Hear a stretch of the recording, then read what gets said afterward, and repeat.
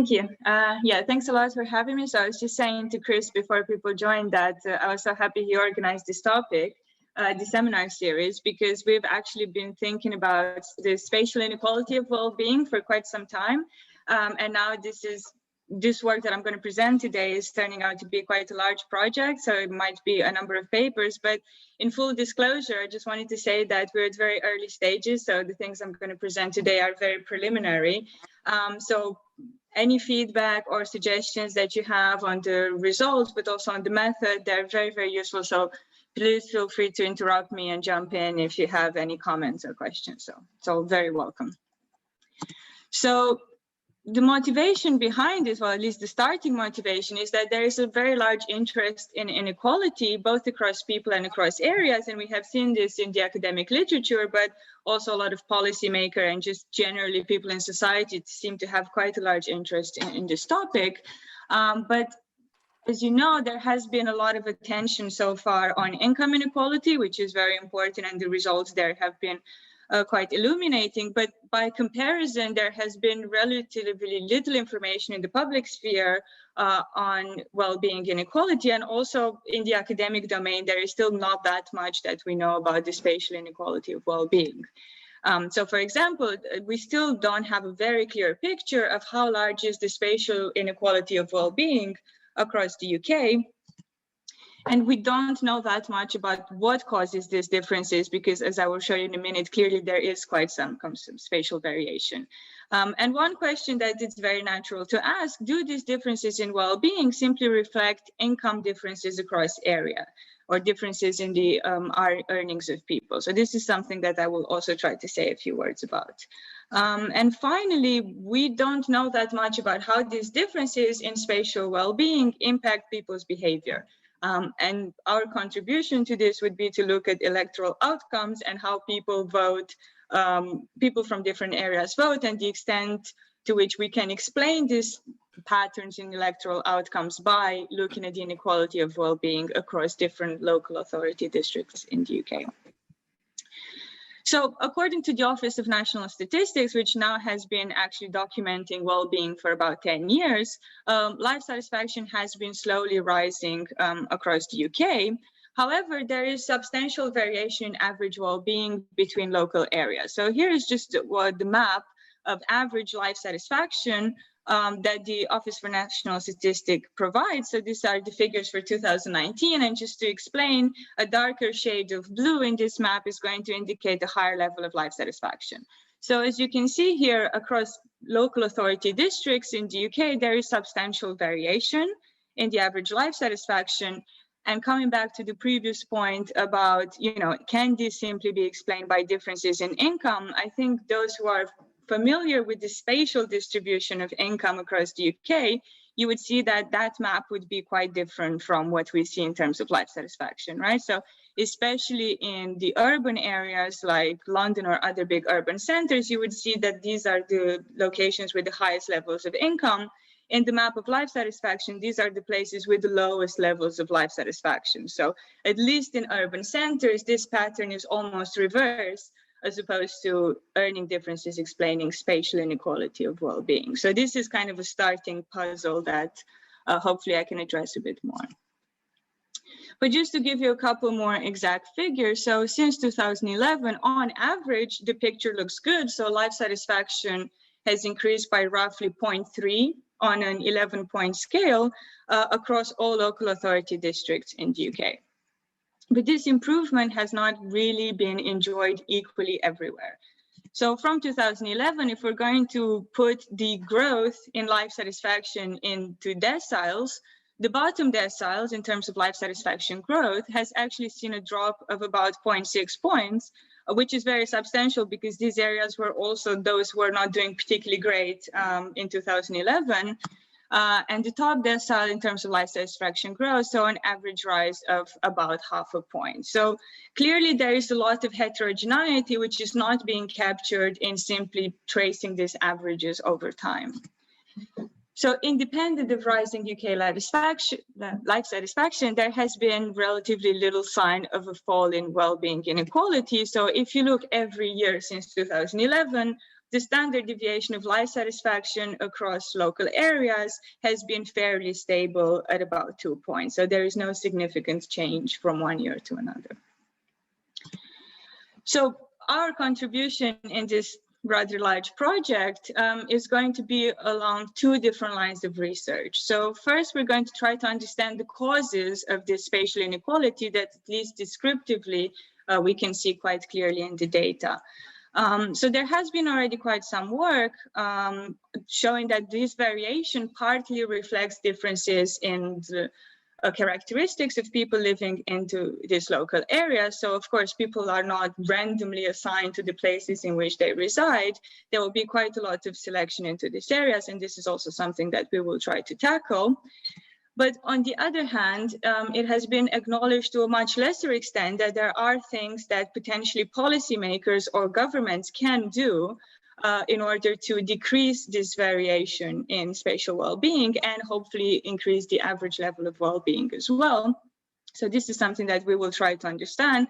Are there policies that would be particularly good at reducing this inequality? Which are these policies, and can we present a coherent picture to governments such that they can better measure the cost effectiveness of different policies in terms of their impact on well-being? So this is something that I'm not going to show you today very much, but it is definitely something that's on the agenda and that we want to do in the next stage.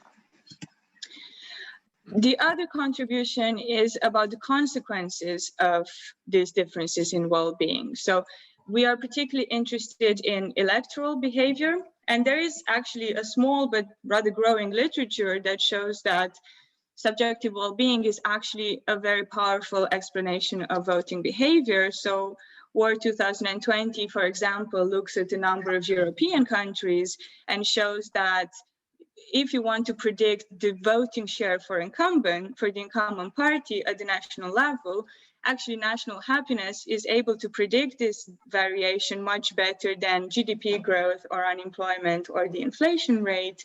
And similar War data in 2020 show that actually predicting the electoral outcomes in US elections, it's quite easy to do that by looking at life satisfaction. So it's a very good measure. So what we want to know is what determines the voting behavior in general elections in the UK among people who live in different local authorities areas, and what is the effect of these area differences in well-being. So we think that from a policy perspective, this is important because on the one hand, we have the causes which can actually inform policymakers what policies would work better. On the other hand, we have the consequences which potentially can also motivate policymakers to implement these policies that work if they can see that, you know, it will actually matter when people go to the polls. So if there's no questions so far, I will just tell you a few words about the data. So our main source is going to be the annual population survey, which I think almost everyone is familiar with. So this is a very large representative survey of the UK population. It is a repeated cross-section, but it surveys about 300,000 respondents every year. And since 2011, life satisfaction has been measured on an 11-point scale, which is nice because now we have about 10 years, so a decade of data with 300,000 respondents every year. And we will restrict the sample to individuals 16 and older because those below 16 are not actually asked the life satisfaction questions. We have data on over 300 local authority districts. So in our regression analysis, we have 360 local authority districts across the UK. And in some of the analysis, we're going to restrict the analysis only to England, where we have about 300 of them. Of course, the big downside of the annual population survey, which everybody knows, is that it is cross-sectional, and especially in the light of previous research, which shows actually the importance of individual characteristics in the average level of life satisfaction, it is important to control for this selection into different geographical areas. So understanding society provides an opportunity to do this to some extent because it is a representative panel of the UK population, where again, we have, I think now about 10 waves. So again, about a decade of data on. It's smaller, so it's about 40,000 households, So the downside is that the sample is not so large, we do not have as much power, but we are hoping to use these two surveys interchangeably in our project. And they also measure life satisfaction on a 7-point scale this time. The other added benefit of understanding society is that it has quite detailed data on electoral behavior or self-reported behavior. So we know data on annual voting intentions. So are people planning to vote in the next election? Self-reported data on whether they actually went to the poll and voted. We know who they voted for, their intention to participate in the next election. And we also know how they voted in the EU referendum and their attitudes towards the EU in at least one wave. So this is the survey data that we will be using. Of course, to be able to understand the causes of this spatial inequality of well-being, we essentially need to create a pretty large database at the level of the area. So one thing that we're working on right now is creating a very large database where we have revenue, expenditure, and public financing inflows into each local area in the UK. These numbers are provided by the Ministry of Housing, Communities and Local Government on a yearly basis. And the nice thing is that they can be broken down across a large set of services. So we know exactly how much of that financing went to the environment, how much went to transportation, how much went to education, and so on and so forth. And on top of this, we're also going to bring in a large set of local indicators, which are also available from public sources. So for example, we want to know CO2 emissions, population statistics, homelessness and crime, and the index of multiple deprivation will also play quite a large part here. Now, to look at the consequences of spatial inequality on electoral behavior, we're going to look at the three most recent elections. So that's the 2015, 17, and 19 general elections. And we also know the data on the EU referendum. So we're going to essentially get actual electoral outcomes, and we're going to aggregate them at the level of the local authority area to see the percentage of voters who supported the incumbent party in each of these elections. And of course, as I mentioned on the previous slide, we also have individual self-reported voting behavior from Understanding Society, where we can also bring the panel dimension of the data. So that's kind of the general overview of what we want to do and what data we have. Now, from an estimation perspective, we're going to draw upon this growing literature from economic geography, which looks at the impact of local area characteristics on the local outcomes of individuals living in those areas. And to do so, we're essentially going to employ a two-stage methodology.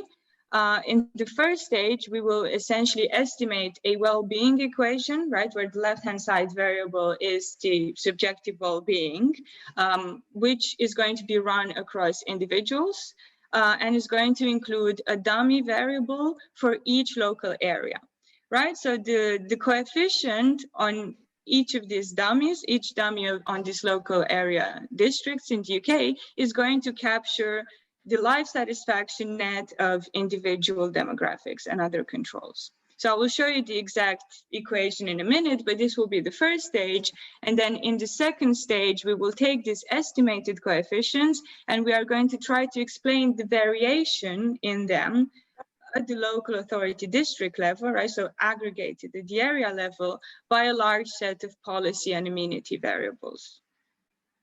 Right, so essentially in the first stage, we're going to run an equation at the individual level and estimate coefficients on each local area. And in the second stage, we're going to explain these coefficients by a large set of policy and amenity variables. So I hope this is clear. So if there's no questions, I can actually go into a bit more detail on the first equation, which I'm also going to show you some results on today. So as I said, the first equation is the well-being equation, where the left-hand side variable is the life satisfaction of any individual I, which at time t lives in a certain local authority district A. And it's explained by, on the one hand, the personal characteristics of this individual, right? So this is going to be a vector of demographics. we're going to try to explain it also by the average personal characteristics in their area. And the reason why we want to look at both has to do to some extent with this idea of an ecological fallacy, where, for example, the coefficient on a variable at the individual level need not necessarily be the same as in the aggregate. So we do want to control for both these effects on individual well-being. We're going to have the vector of coefficients on each local area that are going to be very important in the second stage. And we're going to have also time-fixed effects. And where the panel allow us, using understanding society, we're also going to add a vector of individual fixed effects, which hopefully can filter out some of the unobserved characteristics at the individual level. Now, in the second stage, we're going to take this estimated coefficient on each area. So keep in mind that this is not an equation at the individual level. This equation is at the level of the area, and try to explain them by a vector of characteristics in that area, which are basically going to be economic, social, and policy variables, as well as a number of natural amenities. Right, so natural amenities are characteristics in that area that we typically cannot, they cannot typically be affected by policymakers through future changes. So you can think of stuff like the local geography, for example, which is not easy to alter.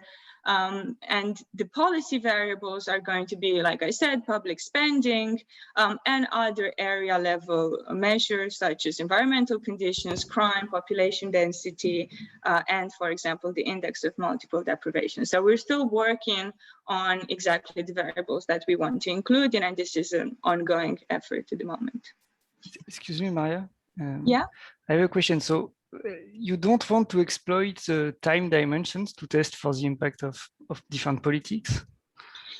Yeah, so this is also something that we will do. So we will also try to estimate this equation every year, right? So the other way to do is to allow equation one to be more flexible and essentially estimate a coefficient per local area per year, and then try to explain it. And of course, here you could also include lags of policies, which actually probably makes a lot of sense because, for example, say at year T, you have a lot of spending on social security for children, right, or housing for people who are deprived, but that probably will have a negative relationship with life satisfaction at time T. So really what we want to know is the effect of these policies in the past on life satisfaction today. So a flexible specification is also something we will have to do. Okay, thanks. Thank you. Okay, so this is what we're going to do on the first stage of the project, where we're looking at the causes of this. To try to understand the consequences, we're essentially going to have to estimate the voting equation. So at the area level, we're going to do this in the cross-section, and we're going to define voting behavior in this case as the vote share for the incumbent party or the vote share for Brexit, and aggregate it to the local authority level. So there's some problems with disaggregation that I'm going to go into more detail in a bit. But essentially, we're going to estimate the following equation at the local area level. So this is the voting share for the incumbent. So let's say for the Conservative Party in Area A in the general election in 2019, which again is going to be explained by the average characteristics, the average demographics in that area, an area fixed effect, time fixed effect, and also we're interested in this gamma 1 coefficient, which is telling you the average level of well-being in that area at time T. Now, of course, you could also go one step further, because we know that this delta coefficients can actually be explained by different policies and amenities. So, you know, in a second step, you can also add those here to see exactly which policies or which amenities are good predictors of the voting share. But you can think of those just simply substituting equation 2 into equation 3. And at the individual level, as I said, we're going to use understanding society. And here we're going to estimate the panel voting equation, which is very similar to the previous one. But this time we're, again, having this ecological fallacy aspect here, where we control both for individual level characteristics and area level characteristics. and of course for an individual fixed effect. So this is what we have in mind to do. I will not show you these exact equations yet because we don't have yet access to understanding society in the secure lab. So everything that I will show you today will be at the area level. But just for you to have an idea, this is what the next step would be for us. So before I go into showing you some results, I just wanted to quickly just show you the distribution of life satisfaction across areas. So this is an average between 2011 2019 across 360 different local authority districts in the UK. And in many ways, this does not look very different from the distribution at the individual level. I think what's important to kind of emphasize here is that there are a substantial share of local authorities who score quite low, and a smaller number who score abnormally high. But there is quite a lot of spread here across the UK. So first, let me just show you the coefficients from estimating our well-being equation, right? So this is the stage 1 of our estimation procedure. So here we have 3 different specifications of the model. In the first column, we're simply controlling for entirely exogenous characteristics, right? So just age, gender, and ethnicity. In the second column, we're going to add a bunch of demographics that we're interested in and that we want to hold constant. And in the third column, we're just going to restrict this to those who are in full-time employment, or no, just who are in employment, which also allows us to control for the hourly pay. That's also something we want to look at. What's quite reassuring here is that many of the coefficients that we get are pretty much in line with the previous literature, so we don't have any crazy surprises. So you see the typical U-shape in age for life satisfaction. Women tend to have a slightly higher life satisfaction, which we see in all 3 columns. Education effects are reasonably small, and also in general in these well-being equations, education does not tend to be particularly well behaved, but yeah, generally this is pretty much in line with what we typically find. We know that having a partner is an extremely important predictor of well-being. So people who are single tend to be a lot less happy. And here also home ownership appears to be very important. Right? So people who own a home have a nearly half a point higher life satisfaction. Of course, when you control for income, this coefficient nearly halves because home ownership is to some extent also a proxy for wealth. The other thing is that, as we always know, unemployment is a huge predictor of misery. So people who are unemployed are extremely unhappy, much less happy than those who are in employment, and even than those who are inactive. And the logarithm of hourly pay is also positively related to life satisfaction. It's not a huge coefficient, but this is also the sample of those who are in employment, so they respond differently to income. Yeah, another thing to keep in mind is that the R squared here is not particularly huge, but this is also, for those who are familiar with this well-being equation, is not something that is particularly unusual. So in general, a lot of life satisfaction remains unexplained by many demographics. So let me just show you how much inequality of well-being is there across the UK if we look at this delta coefficients, right? So the standard deviation of these delta coefficients, right, on each local area is about 0.13. And when we control for everything, including income for those who are in employment, it only drops to just below 1. Right, so these standard deviations are not huge, but at the same time, it's important to keep in mind that these are aggregated over a large number of people. So these are averages at the level of the area, so they actually do not show quite substantial individual variation. And the other important takeaway here is that if we control for everything that we can in these surveys, 2/3 of the spatial dispersion of well-being remains unexplained. So there is still a lot there to be explained from this total amount of spatial inequality. Here, this is a huge table, so let me just walk you through it. So what we want to do here is essentially our equation 1, where we also control for aggregate level characteristics, right? So the left-hand side panel is the individual characteristics. The right-hand side panel is essentially the aggregate characteristics that we add to understand, okay, to some extent, the ecological fallacy. So how much do these coefficients change in the aggregate, and also how much do they add to the R squared? So on the second question to start with, I would say the main takeaway here is that the findings at the individual level are virtually unaffected by adding aggregate characteristics. And again, the R squared barely moves. So on average, in an individual equation of well-being, adding this aggregated characteristic does not really do much. The coefficients at the aggregate level are also quite interesting. So in the second stage, if you wanted to do an equation of aggregate well-being, aggregate life satisfaction on aggregate characteristics, you could think of those coefficients as the sum of the individual level coefficients and the aggregate level coefficients. So by looking at this, it is giving us an idea of how things will look in the aggregate, which is interesting from that perspective.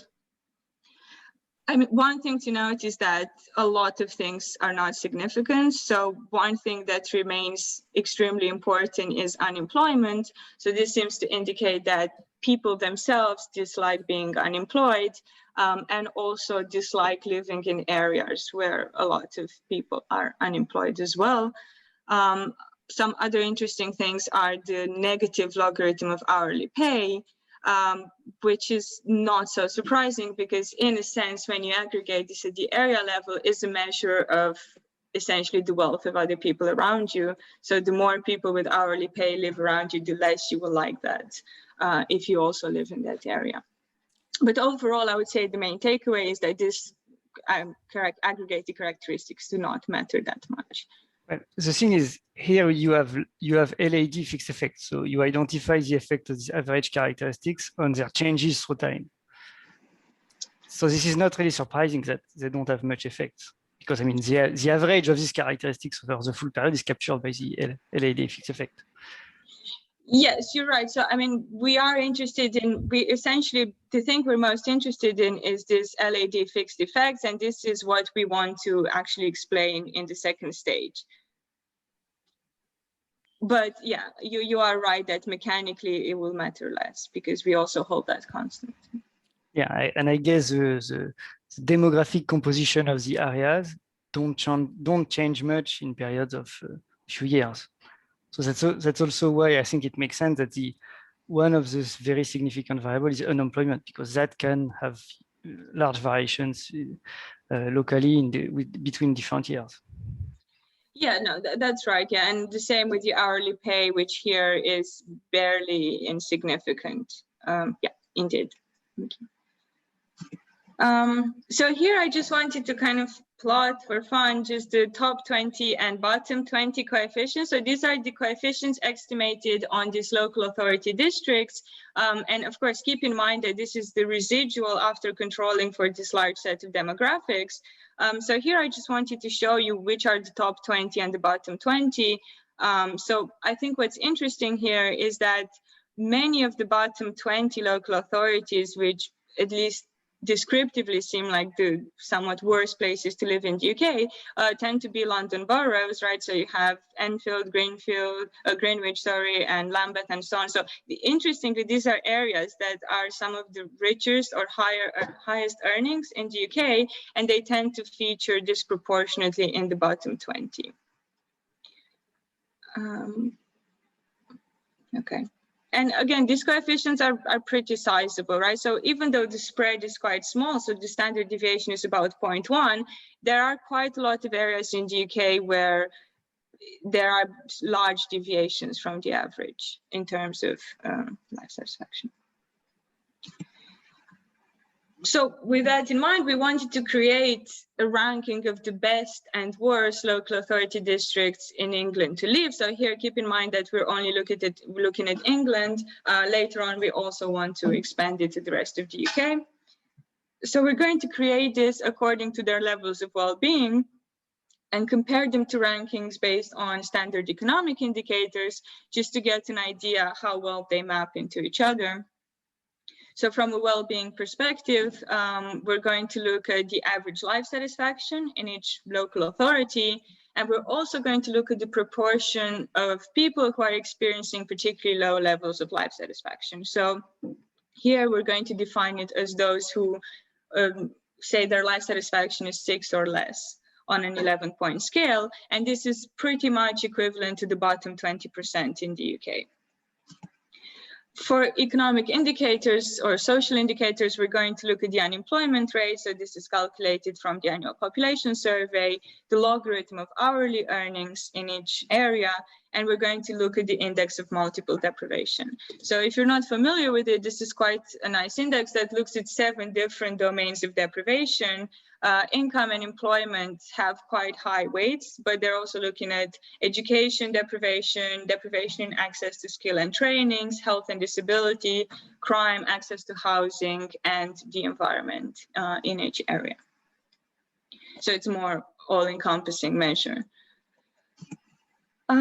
So here, let me just show you. So these are the top 20 ranked local authority districts in England, and these are sorted according to the ranking of average life satisfaction, right? So higher ranked local authorities, better to live in that sense.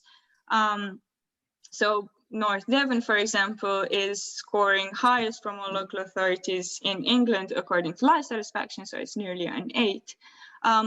The percentage of people who are experiencing low life satisfaction, it's about 0.15. So this is quite a bit less below the 20% average in the UK, but again, this is not a huge difference. So there the difference is not as large, but again, they go hand in hand, right? So the higher the average life satisfaction, also somewhat mechanical, the lower the percentage of people who are experiencing low life satisfaction. What I would say it's also quite interesting here is that if you look at the hourly earnings as a predictor, a lot of the local authority districts that come very high in our ranking are actually having very low levels of earnings, right? So here we're ranking 305 local areas, and many of them are really very close to the bottom. Is it nominal earnings or real earnings here? Yeah, so these are nominal earnings. So one of the things that I'm going to touch upon is actually having to adjust for prices. Okay. So this is the point I was going to get to. So if you look at those 20 at the bottom, many of these are actually quite wealthy London authorities. So Islington, for example, have the 4th highest earnings in England, but actually is ranked in the bottom 10 bottom worst local authorities to live in. Again, the share of people who are experiencing low satisfaction is also quite a bit above average here. So the UK average is about 20%. Here it's about 25% on average. So there are larger numbers of people who are more miserable in just local authorities. So just to get an idea of how these things come together in these rankings, so here I want to correlate these measures of subjective well-being and economic indicators across local authority districts in England. So one thing that is quite, I guess, intuitive is that the average life satisfaction and the share of people with low life satisfaction correlate very strongly negatively. Both the unemployment and the index of multiple deprivation are actually pretty good predictors. So areas with high unemployment have a lot less life satisfaction. Areas which are less deprived have a lot higher life satisfaction. So that's not so surprising. The perhaps unexpected finding in this table is that earnings are a very poor predictor of life satisfaction. Which is interesting because they do correlate quite well with unemployment, which is, of course, mechanically true, right? So in areas where a lot of people are not employed, earnings are also going to be lower, which makes sense, but they do a terrible job at predicting life satisfaction. Finally, just moving to electoral data and what we find there that's interesting. So as I said, we're looking at the 3 most recent general elections, 15, 17, 19. And we also look at the vote in the EU referendum in 2016. What we do is take the share of the votes for the Conservative Party in each of these years, and the share of people who voted leave in the EU referendum, and we bring it into the APS at the local authority district level. Here we run into some issues because parliamentary constituencies sometimes do cut across local authority borders. So in this analysis, we're just going to exclude those local authorities where this happens. So that leaves us with about 75% of areas in England. And when multiple parliamentary constituencies fall within the same local authority district, we simply take a weighted share of the votes for the Conservative Party. So here I'm correlating the share who votes Conservative in the last 3 elections with our measures that we used for rankings. So I think what's quite interesting here is that also in line with what has been found in other European countries and in the US, average life satisfaction correlates very well with the vote for Conservatives, right? So people who have a higher, or areas where people have higher life satisfaction on average are a lot more likely to vote Conservative. And again, less likely to have low levels of well-being. Interestingly, unemployment and the index of deprivation tend to go into the same direction, right? So the idea being that people who are more deprived or more likely to be unemployed are also going to be more likely to vote for Labour.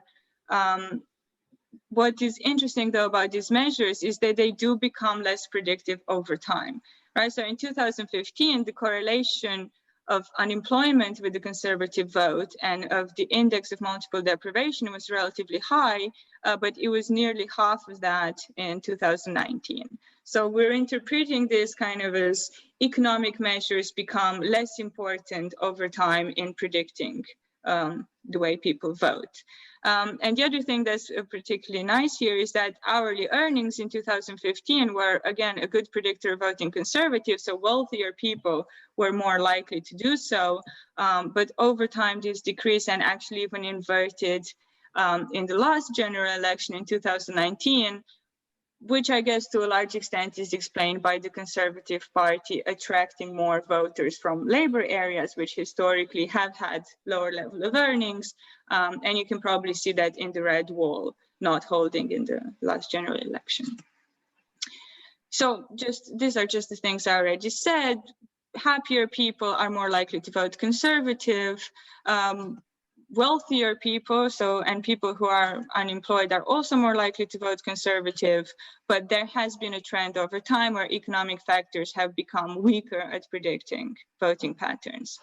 However, life satisfaction has not. So life satisfaction has remained consistently good at predicting the way people vote, at least in the last 5 years or so. Finally, to show you the results of the EU referendum. So here, life satisfaction is weakly and positively associated with voting for Brexit, but on the other hand, so are low levels of well-being. So this is a little bit more puzzling, but it probably hints at the idea that people who voted for Brexit were quite heterogeneous and have different underlying motivations, although it's not entirely clear from this table. Those who voted Brexit are far more likely to come from deprived areas where unemployment is higher and earnings are lower. But I think it has to be emphasized that these correlations are just not of the same order as in general elections. So everything here, except perhaps earnings, is quite a weak predictor of the Brexit vote. And the important thing to say is that the correlation between the Brexit vote and voting Conservative itself is very weak. So it's 0.1, indicating that people did not necessarily vote in the same way in the EU referendum as they would normally vote in a general election. So let me just summarize the finding and tell you a little bit about what we want to do next, and then I will just stop and have some questions. So just to summarize, UK life satisfaction has been increasing over time, but there is still a lot of evidence that there is spatial inequality across the country, and this has not changed much actually over the past 10 years. We do find that the spread of spatial inequality is about 0.1, and it doesn't go away once we control for individual and aggregate observable, so we can only explain about a third of the spatial inequality. We find that when we rank local authority districts in England according to life satisfaction, that correlates quite well with how the ranking would look according to unemployment and the index of multiple deprivation, but it correlates very weakly with hourly earnings.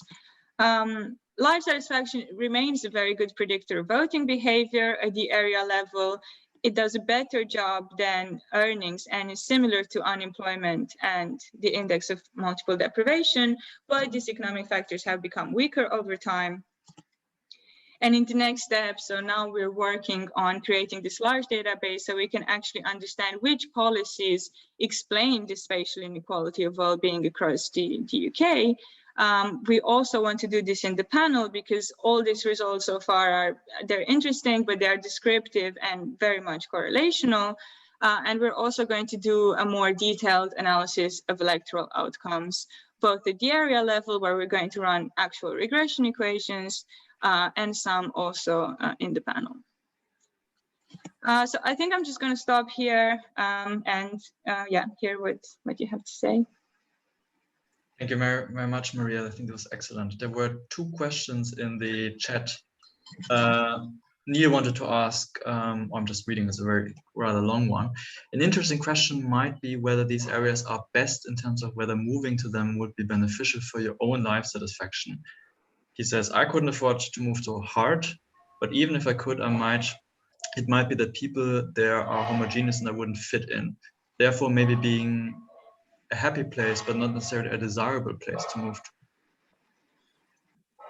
Yeah, okay. So, yeah, like I said, the results that we have right now are entirely correlational and they do not capture this. In the panel, of course, we're going to look at our estimates based on movers who, for different reasons, choose to relocate. So that will address some of that.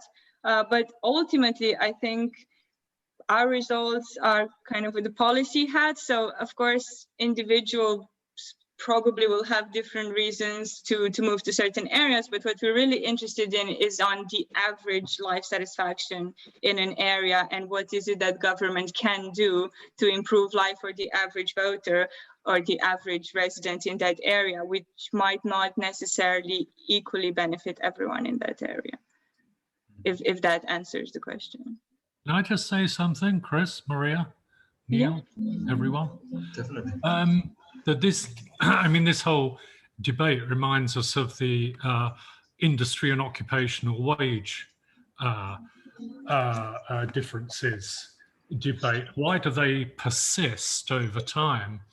Well, either people have different preferences for different kinds of remuneration packages, and then they sort themselves into different occupations, or that there's some kind of grit in the system that stops you moving from one job to another, and in our case, from one area to another. So I read that comment as it came in the chat, and it might be of some value to try to think about owner-occupiers and renters. Renters can move, owner-occupiers, it's a little bit more difficult. And of course, they've got capital.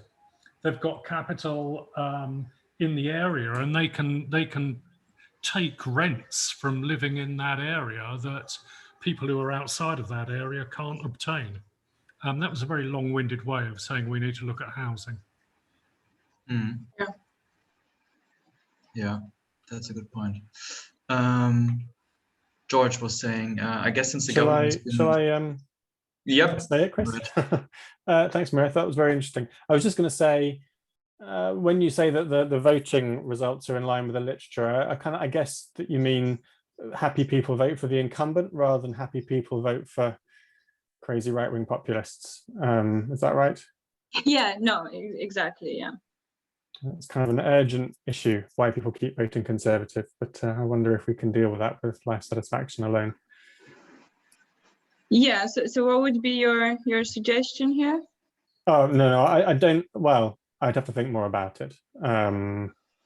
I suspect there's a lot more going on, isn't there? There's probably a lot more kind of identity and other kinds of emotions going on. Yeah, it would be good to know. Yeah, so our prior here was not that people who are more or less happy are more or less likely to vote Conservative. Our idea was people are more likely to vote for the incumbent if the policies that have been implemented before the previous election actually increase their life satisfaction or alternatively decrease the spread.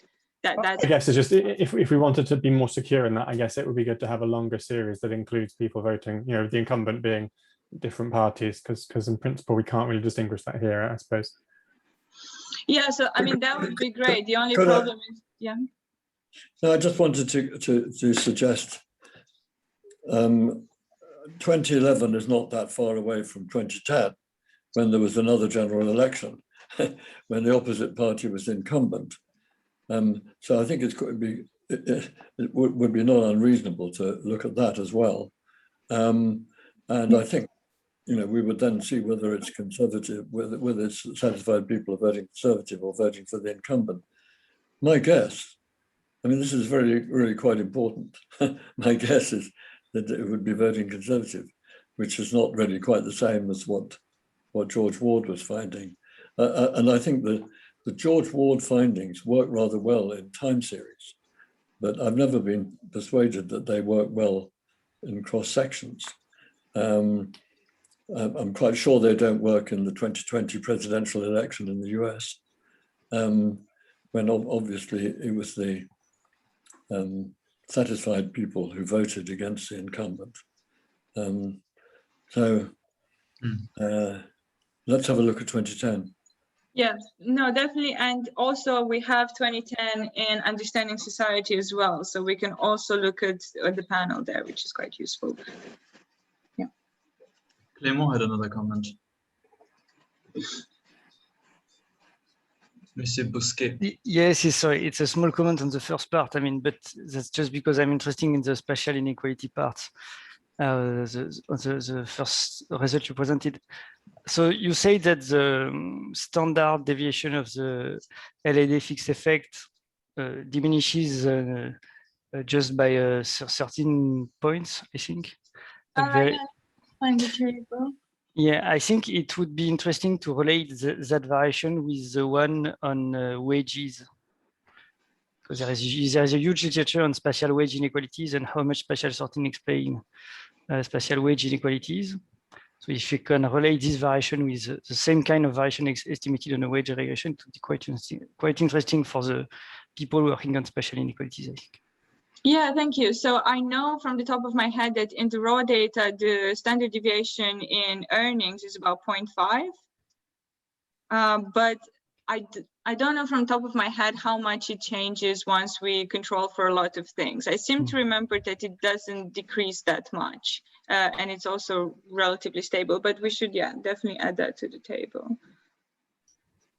But maybe with individual fixed effects, you'll have a different result. Yes, And it's very possible that it would be nice change. to have this panel data results as well. Definitely, yes. Thank you. Any further questions? I mean, going back to Andrew's question of why it persists, I think a very important factor in where somebody now lives is where they were born. I think it would be quite interesting to find the extent to which people living in low life satisfaction areas are people who were born there. Yeah. Yeah, I think moving is a bit the key, right? I mean, why don't they move away? And where do they move? Well, the thing is that moving is costly, as you told us last week, and particularly moving from all your friends, your whole social group. It's costly. It may be that although it's a low happiness area for you, as somebody pointed out at the very beginning, it's a better place than anywhere else. At least you think that. Yeah. Yeah, so most likely people are very sticky to the place they're from. I don't know if we have information actually in the annual population survey about the place people were born. It's something we should, look into. I believe it's true that something like 90% of people die within 20 miles of where they were born. I've heard that too. Interesting. Yes, I think we also looked at the share of people who actually move, kind of having in mind how much power do we have to estimate this. And I think the upper bound was something like 20%. So yeah, it's quite a small share. And of course, you have to control that some people just simply move across local authority boundaries without necessarily making a large, without necessarily moving work or relationships. Okay. Any other questions or comments? What is the chance of getting a price index that at least picks up some of the variation in the cost of living across these areas? I don't know if there's anybody else on this call who can help us on that, but Maria, you, I think, were saying something about that.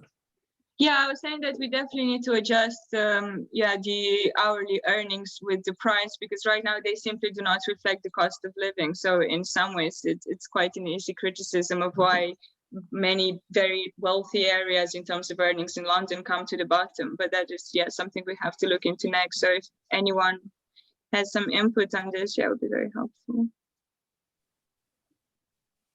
Or on the right way to adjust this.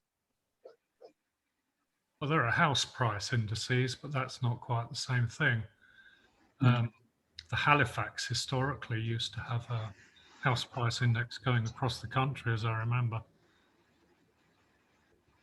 Yeah, so that would be one imperfect way to do this.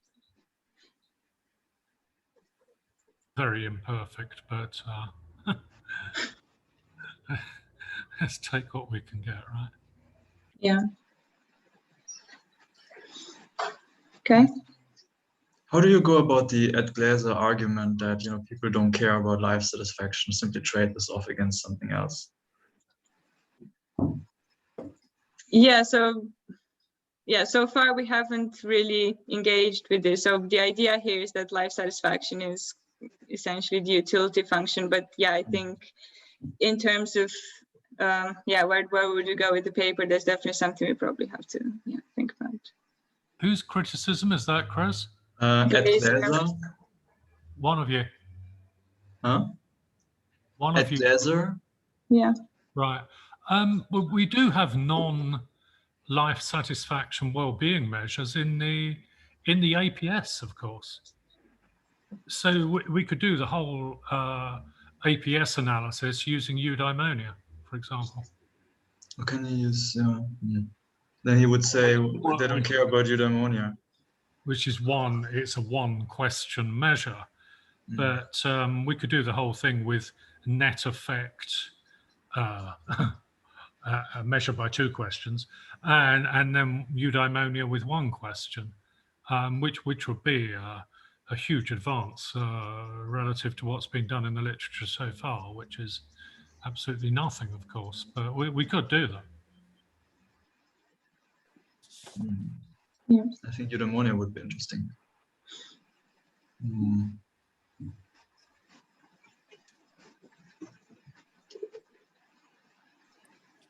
Still doesn't save you from the point of critique, though, because they can be just reapplied, that point of critique. But I don't know how to. Well, I mean, there's so much work showing that prospectively, subjective well-being predicts future behavior. In panel analyses, it's hard to conclude from that people just don't care about life satisfaction as they report it. That just doesn't seem to fit, does it? And I mean, the second part of the paper, looking at the actual electoral outcomes and voting behavior, would probably, yeah, that would be hopefully be able to speak to that.